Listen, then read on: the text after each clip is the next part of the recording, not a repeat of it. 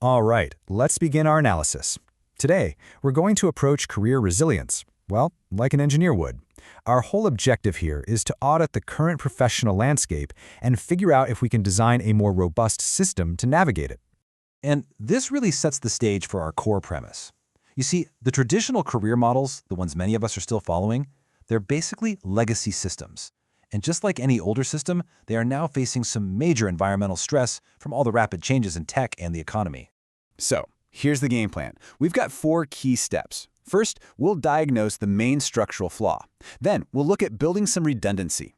After that, we'll cover what are called high-entropy skills. And finally, we'll wrap up with a practical foundation audit we can all use. Okay, first up, the single point of failure. Let's diagnose this system flaw. We need to start by identifying the main structural vulnerability in the conventional career path. So what are we talking about here? It's the single income stream. For many of us, this is just how we operate. But from a design perspective, this is, it's like a bridge being held up by just one single cable. It's not hard to see how that introduces a pretty critical vulnerability into the whole structure. Now, this is an absolutely crucial reframing, because when that single point of failure, that one cable, finally gives way, and it could be from automation, economic shifts, whatever, it really feels like a personal failing, doesn't it? But what our analysis is showing is that it's just not. It's actually a predictable system error. The fault here isn't with us, it's structural.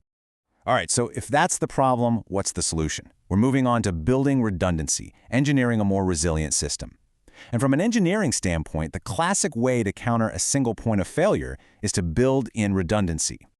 So how do we actually achieve that stability? Simple. We hedge against uncertainty. Let's go back to that bridge analogy.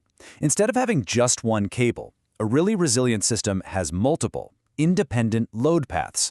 That way, if one of them fails, the others are right there to bear the weight. It's all about distributing that risk across the entire structure. And it's really important to get this next part right. We're not just talking about side hustles here. No, these are distinct, diversified pathways. We're talking about leveraging modern tools, things like AI, global connectivity, all those accessible platforms, to make sure the whole system stays stable, even if one path gets stressed or fails completely. And this kind of gives us a schematic for what that looks like in the real world. I mean, the digital revolution has just completely lowered the barriers to entry for this stuff. Creating these extra income streams, whether it's through e-commerce, making content, or freelance work, is just a much more viable strategy today than it has ever been before. Okay, so having a resilient structure, that's only half the equation, right? The other half is actually operating that system with skills that are themselves resilient to all this automation and disruption, which brings us to high-entropy skills. This slide really illustrates a key operating principle for us. Think about it this way. Low-entropy tasks are predictable, they're repetitive, like cogs on a conveyor belt. These are the things we should be actively offloading to technology.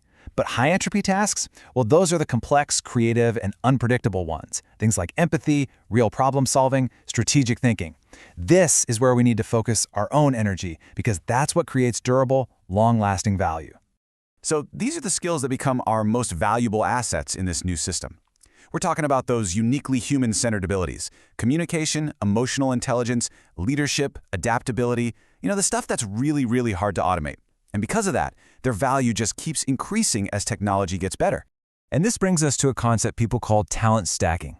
The logic is pretty straightforward, really. Instead of trying to be the absolute best in the world at one thing, you combine several skills where you're just pretty good. You bring them together.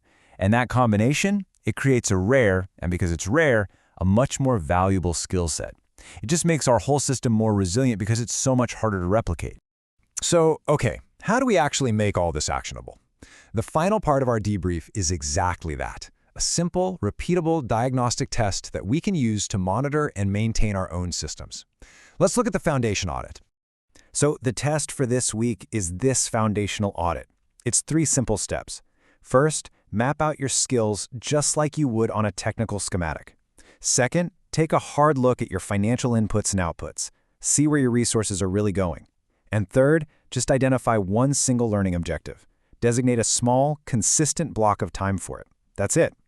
And the data on this is really, really clear. Small, regular actions have a huge compounding effect over time.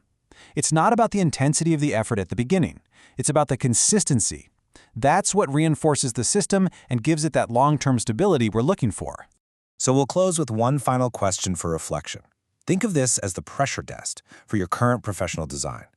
Just ask yourself, if the industry you work in today completely ceased to exist in 5 years, would your current skill set be a relic, or would it be a bridge to whatever comes next? Answering that one honestly, well, that gives us the data we need to start engineering a much more resilient future.